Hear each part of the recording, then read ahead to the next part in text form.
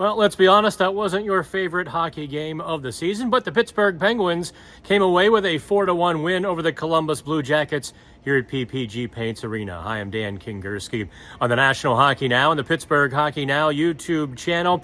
The Penguins really started poorly on Tuesday night against Columbus, and I don't mean poorly, I mean poorly.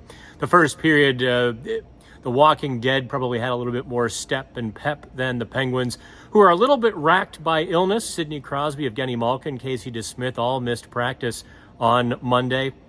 Evgeny Malkin, in fact, played sparingly on Tuesday, played only 15 minutes, which is very limited ice time for Malkin, who typically plays at least 18 and a half, if not 20 minutes, pending special teams. He played 15 on Tuesday. Sidney Crosby, however, who was also sick, well, Crosby only played about 21 minutes, scored a pair of goals, and helped lead the Penguins' resurgence in the second period. And that's really where everything turned. In fact, the drop of the puck in the second period, it was night and day, Quill, for the Penguins.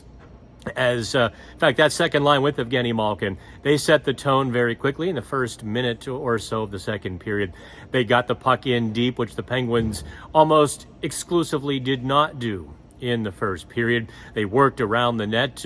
Malkin's turning shot stopped by Elvis Merzlikins, but Brian Rust just crashing the net, scored basically as he was falling to his backside. Kind of a weird moment. You weren't really sure that it went in because Rust poked it through Merzlikins, but Merzlikins kind of knocked the net up off the pegs as he also kicked it out of the side of the net. Quick replay, obviously a goal, and the Penguins were off and running in the second period. They scored 3, but otherwise dominated the second period. They dominated so thoroughly that Columbus, even as Columbus tried to mount a little bit of a charge in the third period, the Penguins were able to keep them to the perimeter with a 3-1 lead. The Penguins were really able to stay on top of the puck. As we talked to Marcus Pettersson, I kind of put it to him very point blank, what changed from the first to the second period? And he said, we just started playing the right way. And that really is kind of,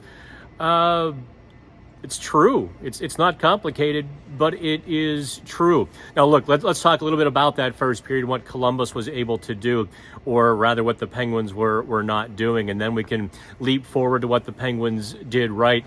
In the first period, look, the Penguins were chipping it off the wall, kind of lazily back out the center. Columbus quickly able to regroup, transition right back at the Penguins. There was some sloppy play from the Penguins' third line with Brock McGinn, Jeff Carter, Kasperi Kapanen. You really had to look hard to see that line tonight.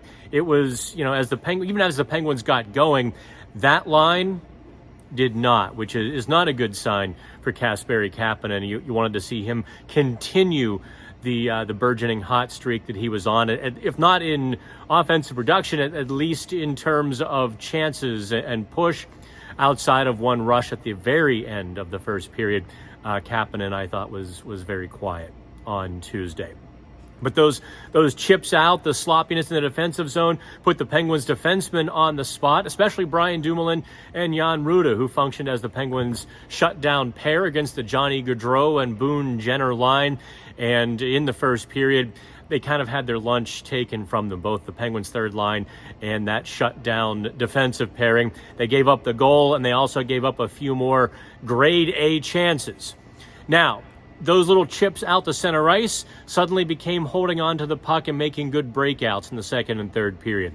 The Penguins kind of loose configuration of going up the ice for a little one-off chance or even a sniff of the offensive zone, all of a sudden became strong on the puck, down low in the zone. They closed up the gaps. They fixed what was ailing them very quickly. And once they got down the low zone and held onto the pucks, they really, I thought, ground Columbus. And let's be honest, Columbus didn't have a lot of pushback in the second period. Even in the third period, they shot a lot.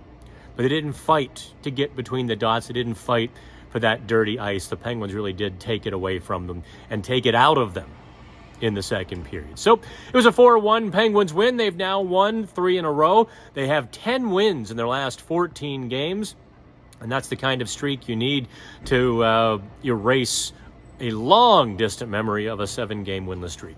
That's your 5-minute Penguins postgame. I'll see you in Buffalo on Friday, presuming it doesn't dump 10 feet of snow on us.